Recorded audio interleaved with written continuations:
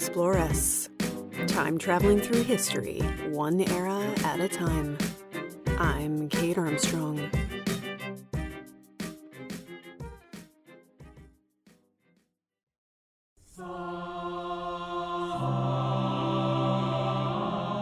It's September 1537, and England's queen is 8 months pregnant. She's just bid farewell to the court and is entering into her confinement. For the next month at least, she will see no one but her ladies, the midwives, and, God forbid, if things go wrong, a male doctor.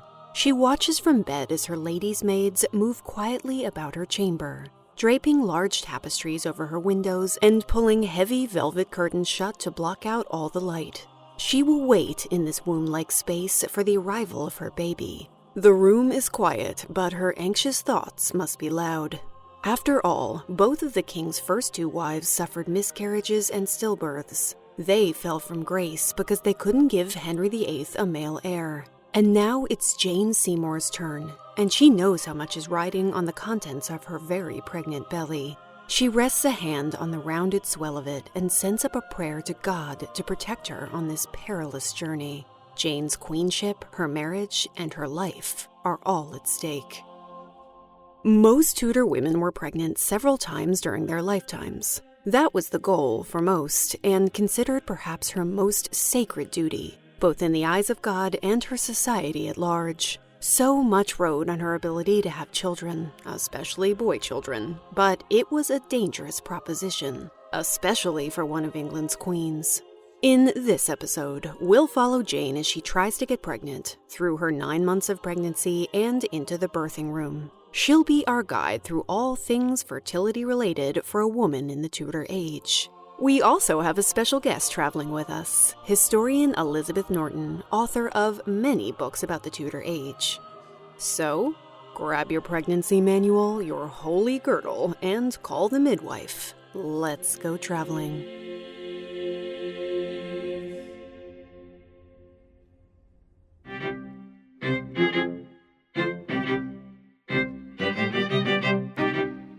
But first, a shout out to some of my patrons. My newest pirate queens, Erin and Robert. My newest lady presidents, Elizabeth and Deborah. My newest boss lady, Dawn, and Tanya, Sarah, Rebecca, Patricia, Nuria, Natalie, Monique, Michelle, Jessica, Sophie, and Julian, Grace, Elizabeth M., Annabelle, and Amy. My newest adventuress, Deborah, and Terry, Stephanie, Kelly, Jo Marie, Jessica, Iris, Emily, Carlos, and Anna. My warrior queens, Lori, June, Neve, and Sloan, Kate, and Alexis. My imperial empresses, Katie, Samara, Faye and Whimsy Soapworks, and Bridget. And my lady pharaohs, Lauren and the fabulous Courtneys. Patrons really do help to keep the Exploress going. I couldn't make the show without them, and so far they've helped to keep it ad-free. Patrons also get access to exclusive bonus episodes, like my full interview with Elizabeth Norton, as well as early access to regular episodes, behind-the-scenes sneak peeks, giveaways, and more. And all for the cost of a cup of coffee a month. To find out more about it, just go to my website. A little bit of housekeeping before we begin. I recorded about half of this episode before I came down with COVID and the other half after, so you're going to hear a little bit of variation in my usually smooth tones. You should also be advised that this episode contains content about how babies get made, as well as discussions of infertility and maternal death. Nothing graphic, but just so you know.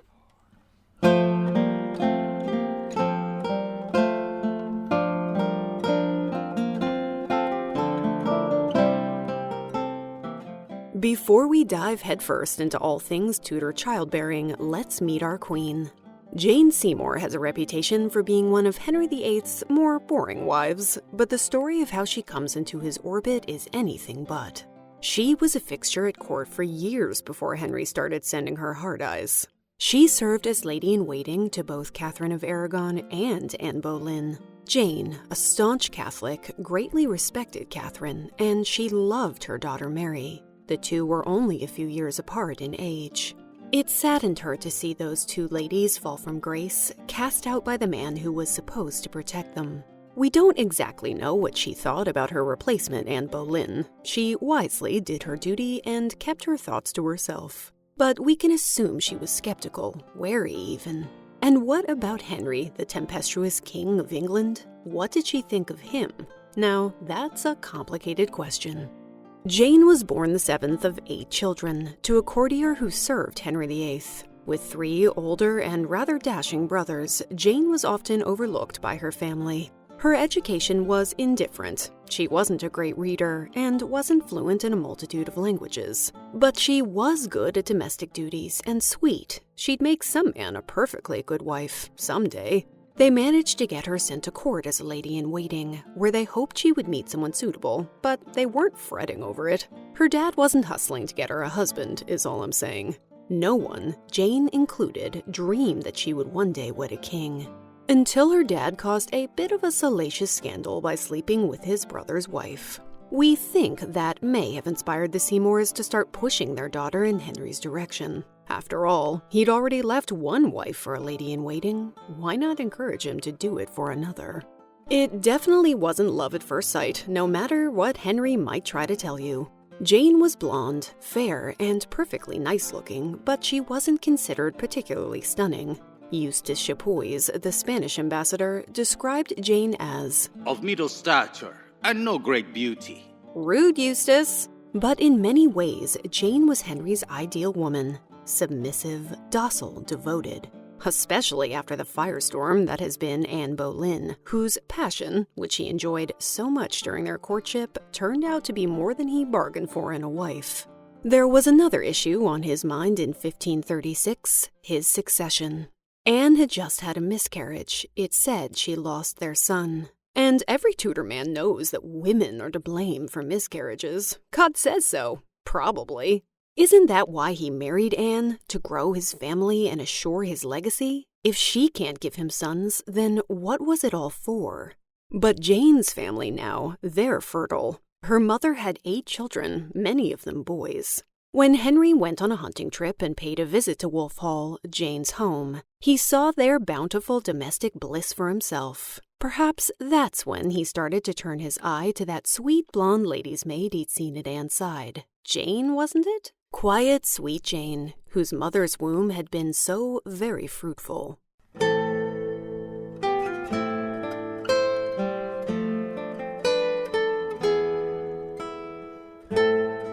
By this point, Anne Boleyn had plenty of enemies both in court and outside of it, all of whom were more than happy to push Henry and Jane together. But Jane only truly captured his full attention when she took a page out of Anne's How to Get a Man playbook. She played hard to get, and it worked. By early 1536, Henry was giving Jane a purse of gold, even though she was still serving as his current wife's lady-in-waiting. Classy. But Jane wasn't about to accept money from a married man. When a messenger brought her the gift, along with a letter from Henry, she kissed it fervently, but left it unopened.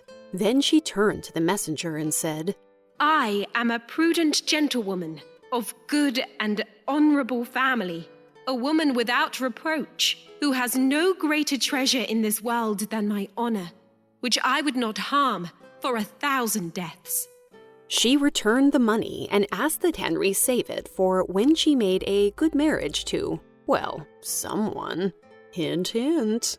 It's hard to be sure of what drove Jane here. Was it her ambitious family, or Anne's haters, or her own feelings, her head or her heart? Either way, there's no doubt that sweet Jane had iron at the core of her, because she must have known how high the stakes were in the game she found herself playing. Winning the heart of the King of England means nothing if you can't give him what he wants. And so, not so long after, Henry puts Anne Boleyn on trial for treason. Mouthy, troublesome Anne, who was witchy, slept with all those men, and couldn't give him a son. Anne's fall is a lot more complex than that, of course. Listen to our interview with Natalie Grueniger for more detail on how that all goes down. But regardless of why Henry decided to move on to his next baby mama, we know that he proposes to Jane just 24 hours after he has Anne put to death. How romantic. They are married 10 days after Anne's execution, and for obvious reasons, the ceremony is kept quite private. Even Henry knew that celebrating so soon after murdering your ex-wife could be seen as distasteful. Anne's initials and personal badges are quickly erased, replaced with Jane's, rather haphazardly. So much so that you can still see the A's underneath the J's when you visit Hampton Court Palace. How's that for an awkward transition? And a reminder that the Queen's place is far from shore. When Jane, age 28, was formally presented as Queen that June for the first time, she was getting a lot of side-eye. Anne's death was shocking. A Queen of England had never been put to death before. And even though many people hadn't liked Anne very much, they found it very suspicious that Henry had a backup wife ready and waiting. As our favorite court gossip, Chapoise, wrote, You never saw a prince nor man who made greater show of his cuckold's horns or bore them more pleasantly.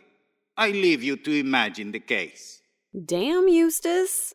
We often imagine Jane Seymour as this angelic figure, but in the beginning of her queenship, she was quite controversial. You better believe that gossip was flying and the occasional rude and bawdy song.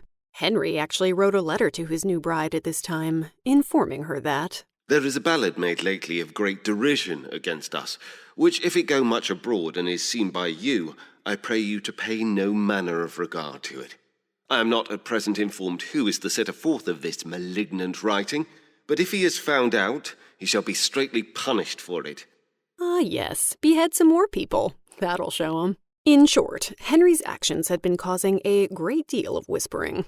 What with the divorce, the mistress, and the subsequent murdering of said mistress-turned-wife. But the rumor that angered him most was one that had begun during Anne's treason trial. Anne's brother George hit a nerve when he suggested that Henry was no good in bed with women, and that he had neither potency nor force. Ooh, George, hitting Henry? Well, below the belt. What's worse, he said he got this intel from Anne herself. George was executed 4 days later, but the damage was done, and rumors of Henry's impotency spread. Never mind that he'd already fathered 2 daughters, Henry's street cred was badly damaged by his struggle to provide a legitimate male heir. The kind of damage that no bejeweled, massive codpiece was going to make right. The only way to shut up his naysayers was to get his new queen pregnant with a son, post-haste.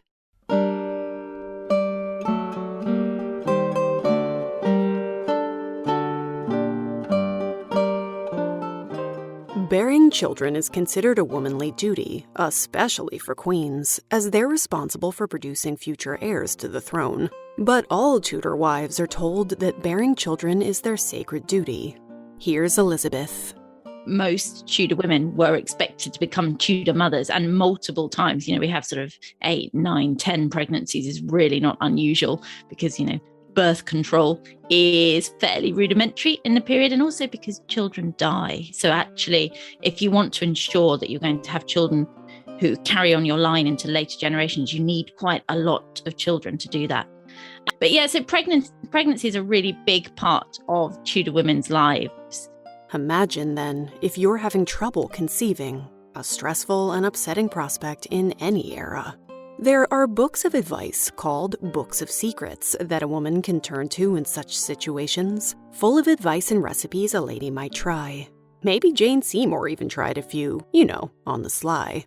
The general consensus on the best time to conceive is just after a woman's had her period. That's when the womb will be at its cleanest and tidiest, a well-swept house ready to welcome the male seed. It's actually menstruation that ensures our womb houses are as clean as they need to be, so these books offer the ladies lots of recipes for bringing on a period. Also, the humoral theory suggests that we are cold and wet by nature, so the best way to ensure we conceive is to warm up our wombs. They recommend aphrodisiacs that not only get our engines running, but also heat our lady palaces, making it more likely for conjugal visits to bear fruit. Those looking to get pregnant will also turn to God for assistance. There are specific patron saints associated with different aspects of reproduction. Pregnant women hoping for a healthy baby pray to Saint Margaret the Virgin. Barren women hoping to conceive pray to Saint Anne. And all women hoping to become mothers pray to the Virgin Mary. If prayers don't work, women can turn to religious guidebooks like the Monument of Matrons, which offers advice on things like infertility. Unfortunately, many of these books aren't super helpful, seeing as they're written mostly by male priests. One such book helpfully informs its female readers that barrenness is a punishment for sinful behavior and encourages them to pray and examine themselves closely to figure out what they've done to deserve this. Yikes. So, how do Tudor women like Jane know when they're pregnant? There aren't any blood tests or plastic sticks to pee on, after all. There are technically Tudor pregnancy tests, dipping a needle in your urine to see if it rusts, for example, but they're not very reliable, and skipped periods aren't necessarily a clear sign that you're expecting. They're pretty common in Tudor times, the result of poor diets and illness. And then there's the risk of a phantom pregnancy. A woman might experience a cessation of her period, abdominal bloating, fatigue, back pain, and every appearance of pregnancy, only to find out there's nothing in there.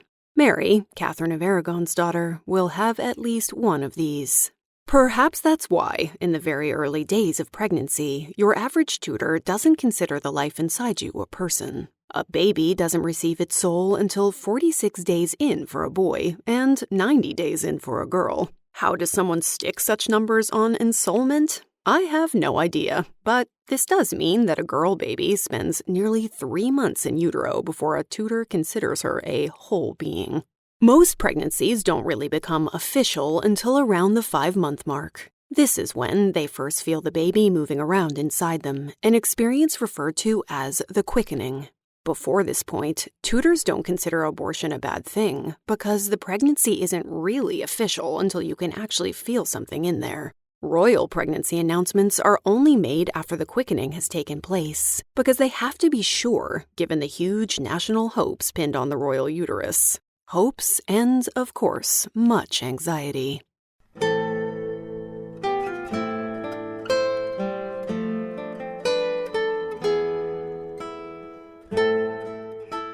As Henry VIII's third wife, Jane knows it's her duty to deliver the country's long-awaited future king. Her queenship depends on it, but giving Henry a boy hasn't historically been an easy thing to do. His first 2 wives experienced 10 pregnancies and some 7 miscarriages and neonatal deaths between them. They tried their best, but neither gave Henry the heir he needed. Catherine did give him a son, but devastatingly, the infant died at just a couple of weeks old. Only one woman has given him a thriving boy child, Bessie Blount, his longtime mistress. Henry used her ability to bear his male heir as a stick to beat Catherine of Aragon with, a means of blaming her for not giving him boys. And then she was replaced, both she and Anne, and their childbirth struggles played a big part in their downfall, a fact that can't ever be far from Jane's mind. She knows no matter how much love Henry professes to have for her, his fond feelings are attached to the hopes he has for their union. If her child isn't a boy, she could be replaced too. Thankfully, there's some advice on conceiving boys in those books of secrets. The prevailing medical theory in the period is a humoral theory, which is where the body is balanced by these fluids. And to be healthy, you have to have a balance. And it governs the sexes as well. So men are very hot and dry, whereas women are cold and damp. So a hot womb is key to the conception of boy babies. Those looking to ensure male heirs also shouldn't have sex when the wind blows southwards, and a woman should make sure her complexion is clear. She should lie on her right side while trying to conceive, since everyone knows the uterus is segmented into 2 halves and boys occupy the right side. I'm sure the Tudor lady finds all these hot tips very helpful. Some Tudors also believe that women can control the sex of their baby based upon the types of foods they eat, or by drinking particular medicinal concoctions. They have no idea that sperm are responsible for the sex of the child, of course. You hear that, Henry? No, of course you don't. At least the Tudors believe a woman's pleasure is central to the business of heir-making. If she doesn't come to her, amorous conclusion, releasing her own seed alongside her husband's, there's no way they'll be conceiving. So, at least there's that.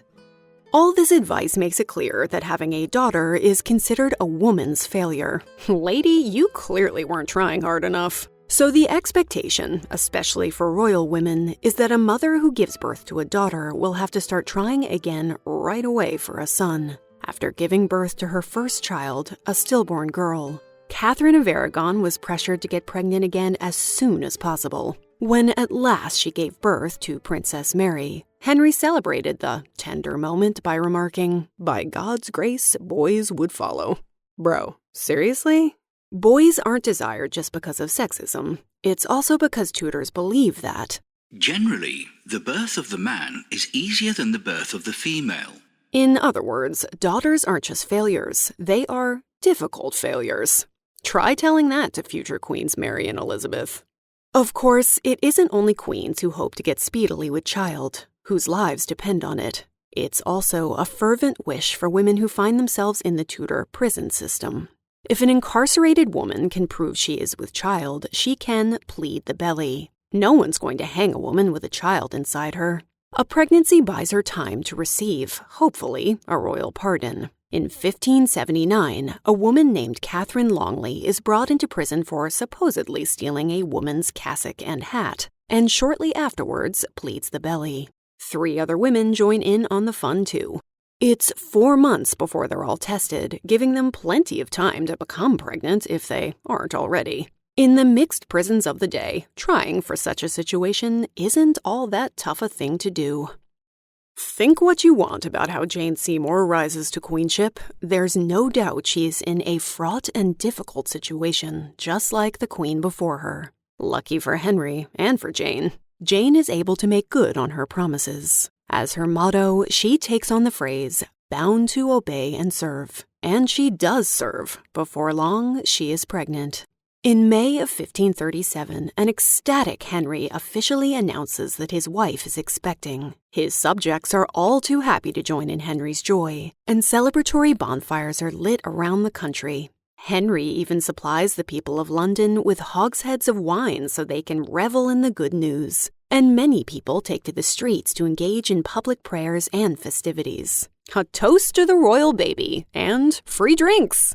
But for Jane, this also marks a period of deep anxiety. What if, like the women who came before her, she has a miscarriage? What if the baby growing inside her isn't the boy the country so badly desires?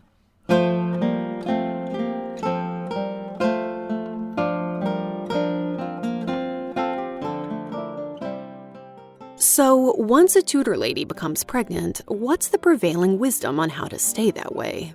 Here's Elizabeth.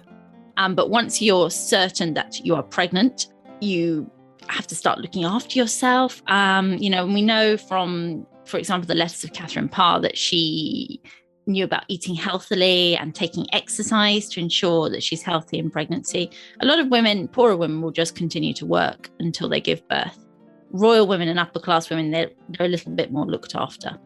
Tudor women are encouraged to, as one book from the era puts it, take good heed to her diet to comfort and strengthen the body, and moderately exercise the body.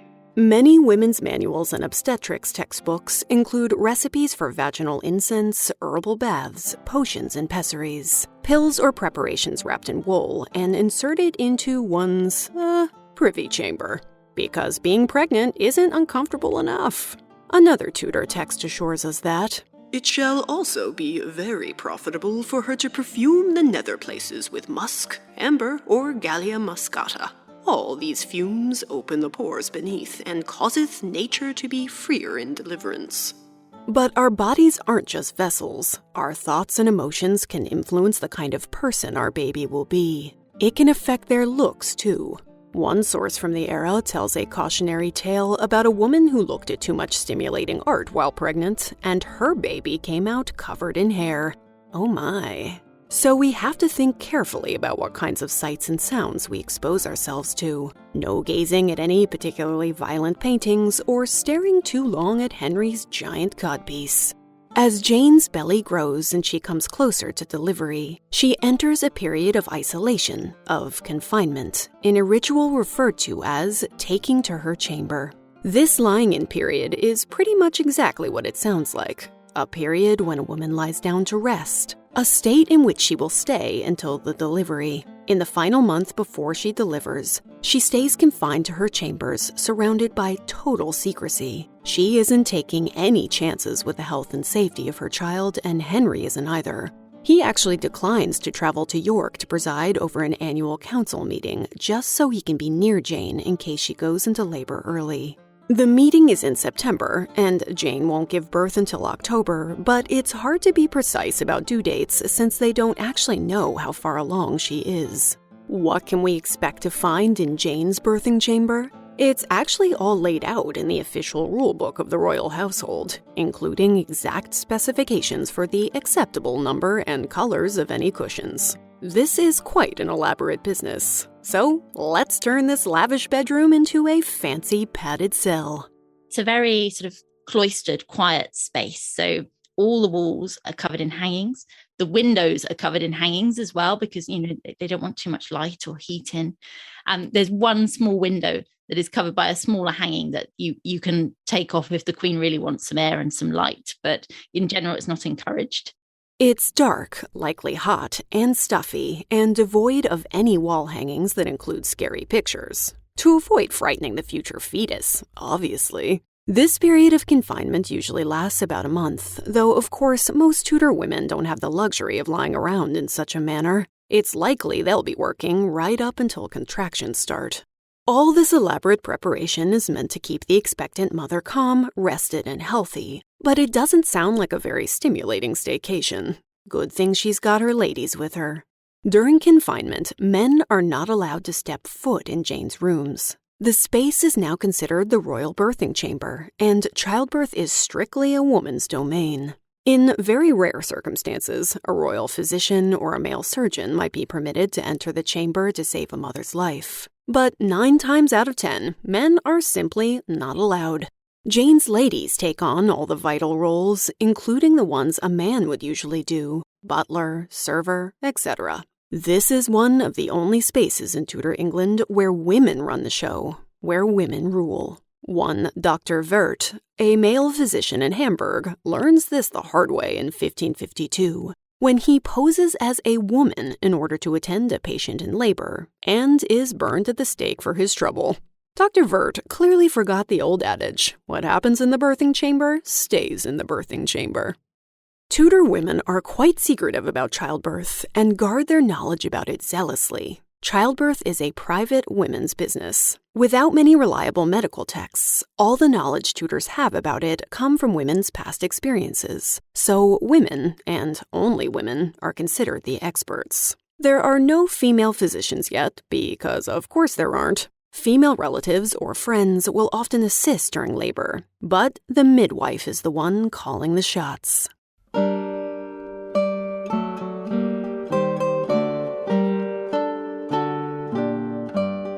Midwives have one of the most important jobs in all of Tudor England. Midwife is hugely important. Royal births will have doctors in attendance who are male because, of course, women aren't doctors in the period. But the midwife is really, really key. Elizabeth of York, again, for example, we know she used the same midwife for all her confinements, and just called this woman back. So she was obviously a good midwife. Right down a social scale, you'll have a midwife at a birth, also female relatives. But the midwife they would have assisted in the birth of so many babies that they're really more of an expert than the doctors. The best of them are highly prized. Women of every social class pass on recommendations for the have-to-have midwives, and securing them is a top priority. A really good midwife can command almost any fee she likes, though it isn't uncommon for them to help out women of lesser means, waiving their fee in order to do right by them. These women play a vital role. As we learned in our episodes on Catherine of Aragon, midwives also have a rare religious power.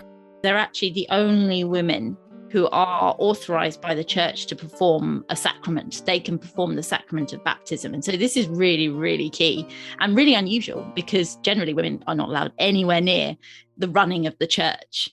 When it doesn't look like a child will survive, they have a church dispensation to baptize babies, ensuring they will go to heaven. This is an incredibly weighty responsibility to bear. to baptize a baby, you can only baptize a living child. If a child dies before they're baptized, then they can't go to heaven. So it's really, really crucial. And it's a recognition of the fact that so many babies die at birth. If a baby dies during birth unbaptized, it can't go to heaven. So a midwife will watch out. And if a baby looks likely to die, they will hurriedly baptize the baby. There are accounts of them baptizing babies before they've actually been fully born. But as long as they're breathing, they can be baptized. Most midwives learn their trade through apprenticeships, practicing with women who have been at the game much longer than they have. But the Tudor period does see an increase in formal regulations and training for midwives. Before then, medical literature about childbirth was circulated solely within the female community. They shared it almost covertly, passing it down orally or through handwritten recipes or manuscripts. Thus, texts on childbirth weren't widely distributed or published because they existed only for a female readership. Up until the 16th century, the most widely used manuscripts about childbirth and female medicine were written by an 11th century Italian woman, Tratta of Salerno, now considered the world's first gynecologist. Her Trotula manuscripts placed a heavy emphasis on keeping this knowledge amongst the ladies, and warned any male readers that they'd be punished by God should they reveal any of its secrets. Amazing. But this also means that women were getting medical knowledge about their bodies from a manuscript from the Middle Ages, which was actually based on outdated texts from ancient Greece. What could go wrong? All the more reason why a good midwife is everything. She's seen it all and done it all, and has the hands-on knowledge and expertise that most medical men of this period sorely lack. But as the field of medicine grows, which it is doing rapidly in Tudor England, male physicians are starting to get suspicious. Do we like that obstetrics is the one area of medicine that lies outside the patriarchal purview of the medical establishment? You know, the establishment that claims that a woman's wandering uterus is the reason she's inferior to men? I don't think so. They are pretty alarmed by women's medical literacy on childbirth, and, more importantly, their own lack of access. After all, such knowledge would mean more money for their burgeoning medical practices, and they resent how successfully midwives have been gatekeeping the field.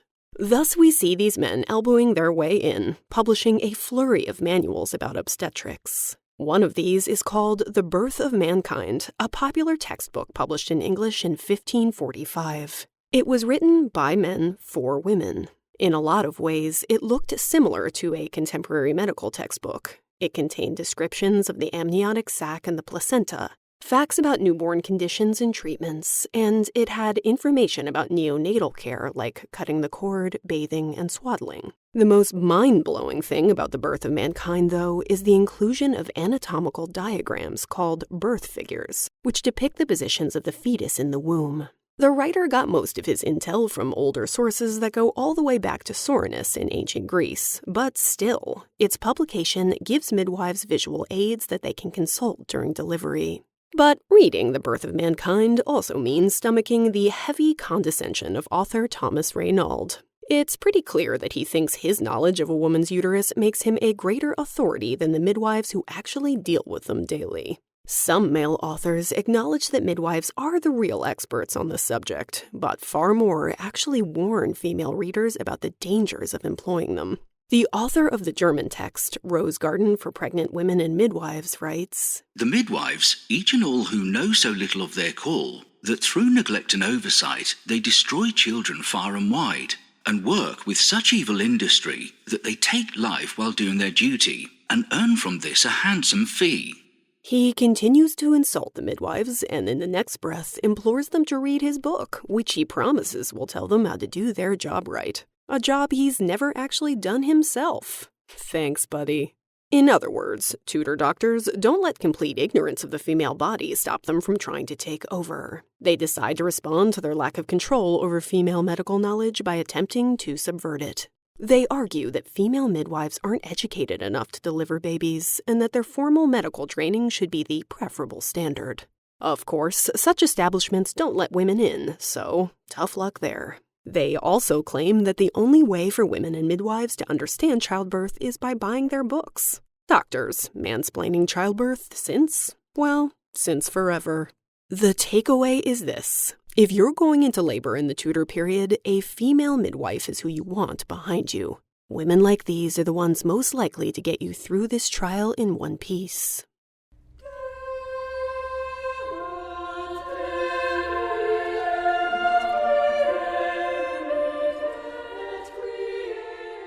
So when it actually comes time to give birth, what will that look like, other than zero natural light, lots of calming tapestries, and an obvious lack of Y chromosomes? It's hard to say, as the whole thing is a very private affair. We have some ideas, though, at least when it comes to royal women, because queens don't have the luxury of privacy at any time. We know, for example, that Jane will give birth on a small pallet bed brought in specifically for the birth, set up in her chamber at the foot of her fancy bed. After all, birth is a messy affair, and all beds, especially royal ones, are expensive. No sense in getting afterbirth on the feather mattress, you feel me?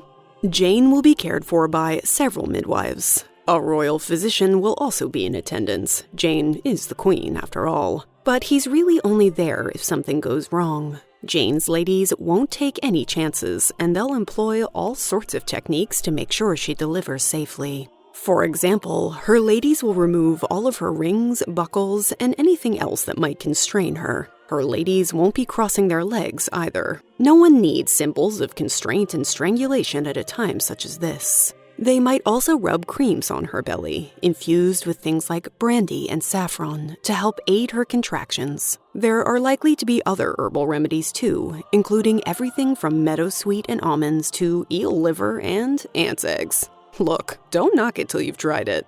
Most women give birth in the groveling position, which is somewhere between kneeling and being down on all fours. Some women, such as Catherine of Aragon, favored the birthing stool, a newer invention from France and Germany. Regardless, most women are surrounded by their female family members and friends during labor, no matter their station. If you're a woman of lesser means, you can still expect this to be so. If you're a very poor woman, though, especially one who's giving birth out of wedlock, you'll be lucky just to find a safe and clean place to lie down.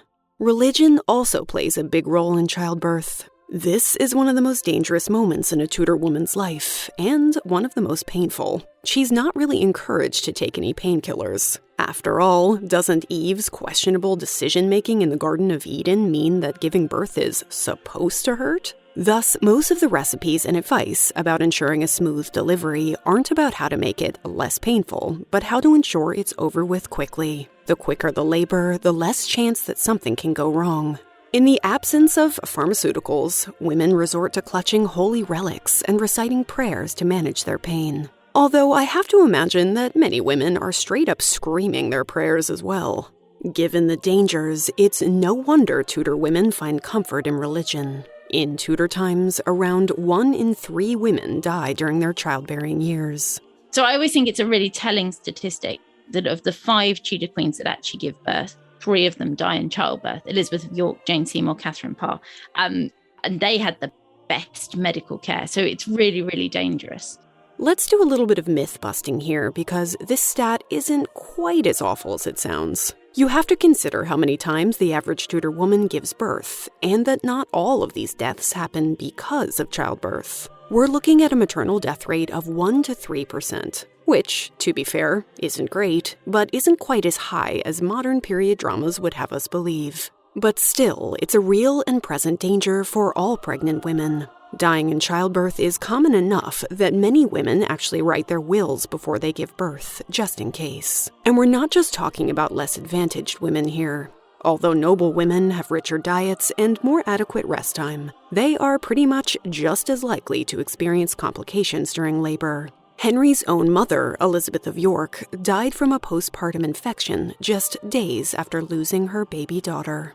Sometimes religious charms are tied around the mother's toes or thighs, and amulets or amber might be placed upon her stomach to aid in safe delivery. Holy birthing girdles serve a similar purpose. These girdles, which we've talked about before, are usually prayer rolls thought to have been relics of the saints, and they're lent out by the church and wrapped around a mother's belly during labor. We know that Elizabeth of York would send for the girdle of Our Lady from Westminster Abbey before each of her confinements, and that had been used by royal women for centuries.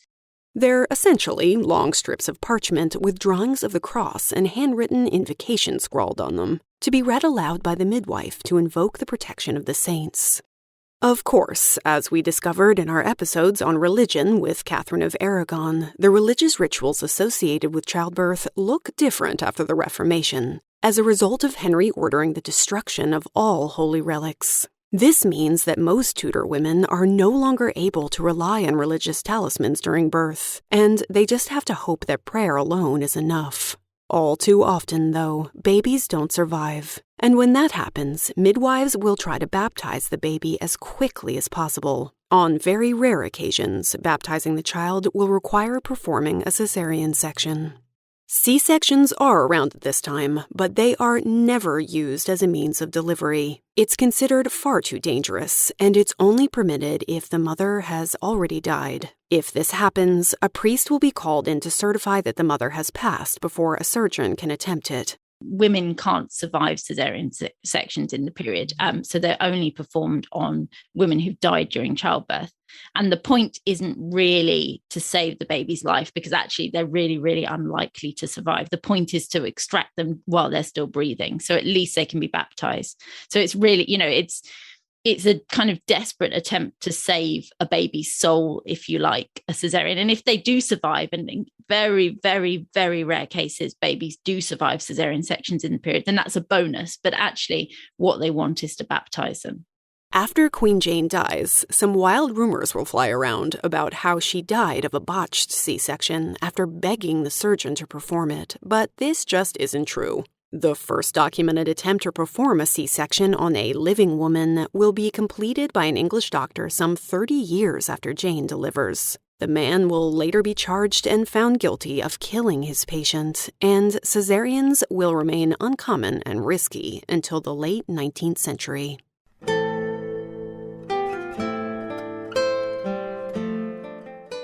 Jane goes into labor on October 9th, 1537. She's barely started her contractions when Henry tells his heralds to start spreading the news through the streets. No pressure, Jane. After what must be a very long and exhausting 3 days, around 2 o'clock in the morning, it's finally over. She's put back into her giant bed, depleted but alive with joy. The ordeal was long and painful, but Jane doesn't care. She's done it. She has finally given Henry a son, the future King Edward VI. Despite her trial, Jane feels well enough to compose several letters later in the day, including one to Thomas Cromwell. It says, "We be delivered and brought in childbed of a prince conceived in most lawful matrimony between my lord the King's Majesty and us."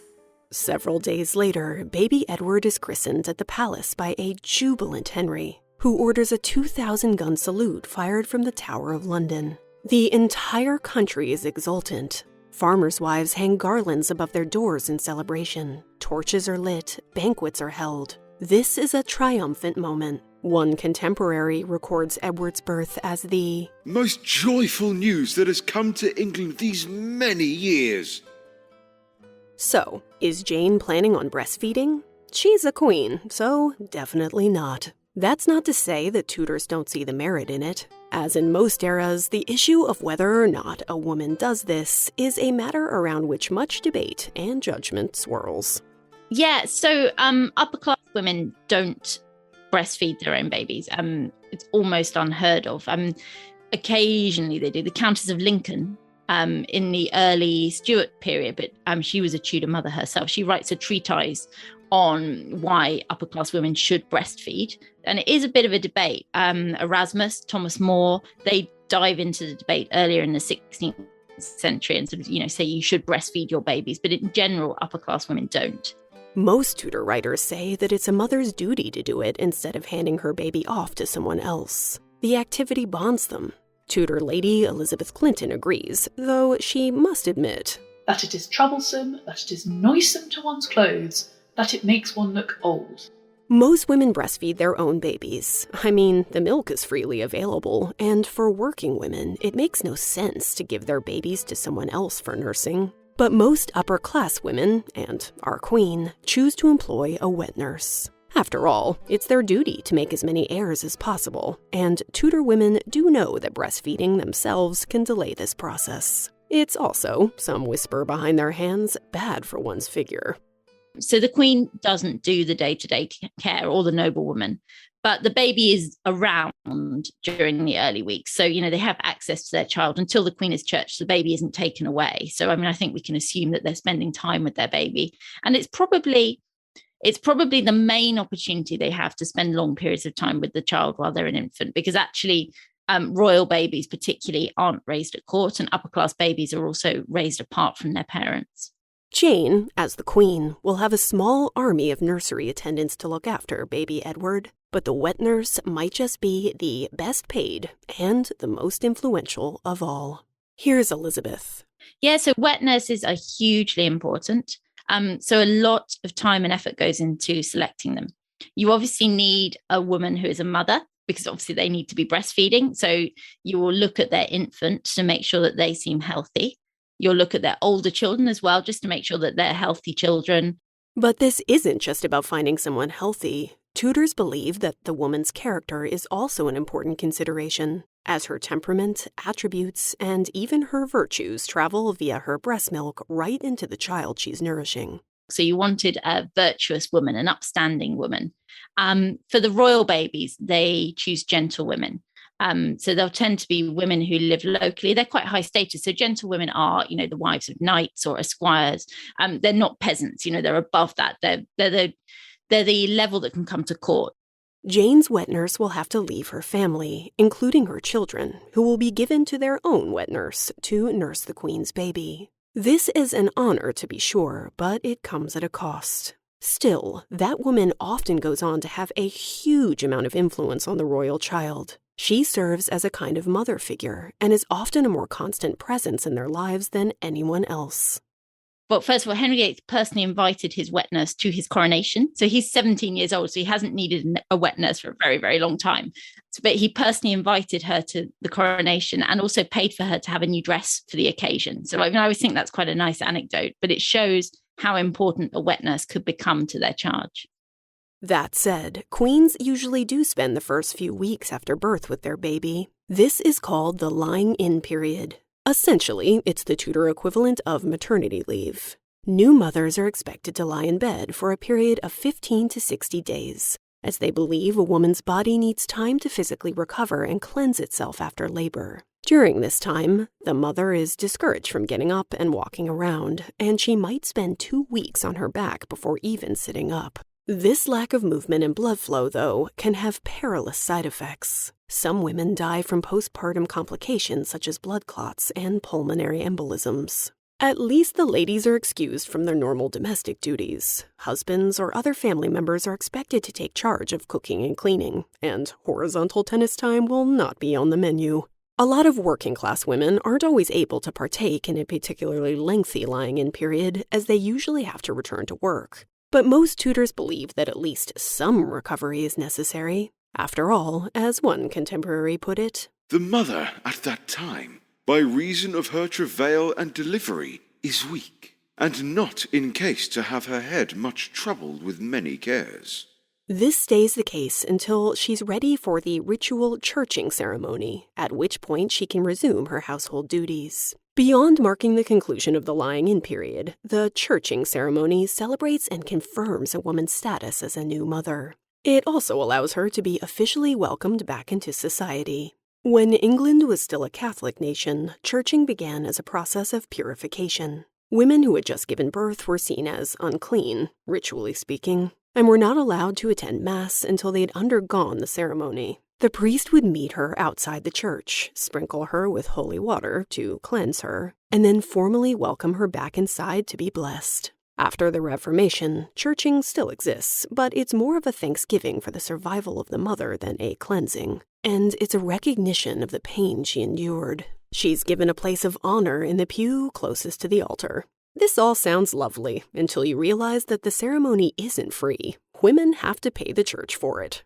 Really? Steep entrance fees aside, Tudor women tend to love churching. It means an end to months of isolation for some women, And for others, it's a fun social gathering, a welcome occasion to dress up and catch up with female friends. The new mother is escorted to the church by her friends, sisters, and anyone who attended the birth, including the midwife. A kind of celebratory lady parade.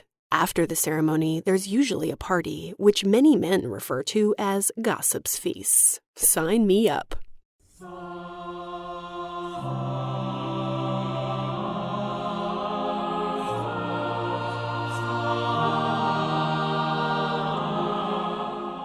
Unfortunately, Jane will never get the chance to attend her own. Just days after delivery, she starts having cramps and then diarrhea. By the time the royal physicians are summoned, she is in a rapid decline. A week later, Henry is told that Jane isn't going to recover. He sits by her bed as Jane's confessor hurries over, ready to ease her passage into heaven. On October 24th, just weeks after giving birth to their son, Jane dies. She's just 28 years old. It's hard to know exactly what caused Jane's death. Likely a mixture of dehydration, anemia, and a pulmonary embolism. But it isn't long before nasty rumors about a botched C-section start making the rounds. These are falsehoods started by Henry's Catholic haters. The Vatican even ordered clergy members to spread the story that Jane died because Henry sacrificed her to save their son. The story was so tragically dramatic, though, that it became the subject of several popular ballads. The death of Queen Jane gives us a very tired Jane Seymour begging her doctors to save Edward, crying out to them to rip open my two sides and save my baby. This just isn't true, but in the end, Jane did sacrifice herself to bring her son into the world. In giving birth to new life, she sadly lost her own, a tragedy as old as time. Henry is, by all accounts, heartbroken. He mourns the loss of the woman he calls his most entirely beloved wife. He has finally gotten his long-desired son, the one he fought so hard for. But it's come at a cost. And he will mourn Jane longer than any of his other wives. When a courtier offers his congratulations about Edward's birth, a devastated Henry replies, "Divine Providence hath mingled my joy with the bitterness of the death of her who brought me this happiness." He wears black for 3 months, and one funeral ballad, The Woeful Death of Queen Jane, mourns how the flower of old England was laid in cold clay, whilst the royal King Henry came weeping away.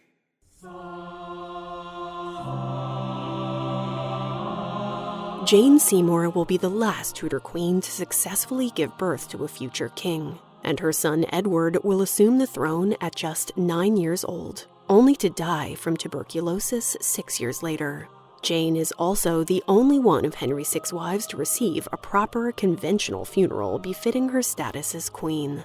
Henry buried her in his own tomb at Windsor Castle in St. George's Chapel, and he would join her there 10 years later, having requested on his deathbed to be buried next to his. True and loving wife, Queen Jane. Jane is the wife he idolized, the one he turned into a kind of saint. She was, of course, much more complicated than that, but that's often how we remember her now. Soft, sweet, submissive.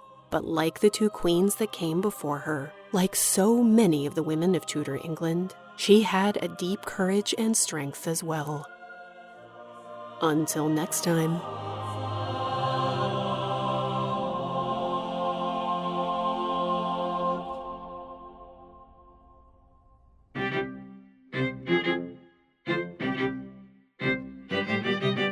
Thanks for listening. If you like The Exploress, tell a friend about it. Leave me a review wherever you listen, follow me on social media, or become a patron if you can. You can also explore my website, theexploresspodcast.com, where I post show notes for every episode, including a full transcript, lots of images, and a list of my sources. This episode was produced and edited by me, Kate Armstrong, with research and writing help from the wonderful Carly Quinn. The music you just enjoyed comes courtesy of guitarist John Sayles and the Tudor Consort, a choral group from New Zealand. Thanks as always to Paul Gablonsky for the theme music and logo, and to the following legends for their vocal stylings: Catherine Elliott, Sadie, Andy, Christian, Chris and naturally RP, Carl, and Baz at VoiceOver Elite.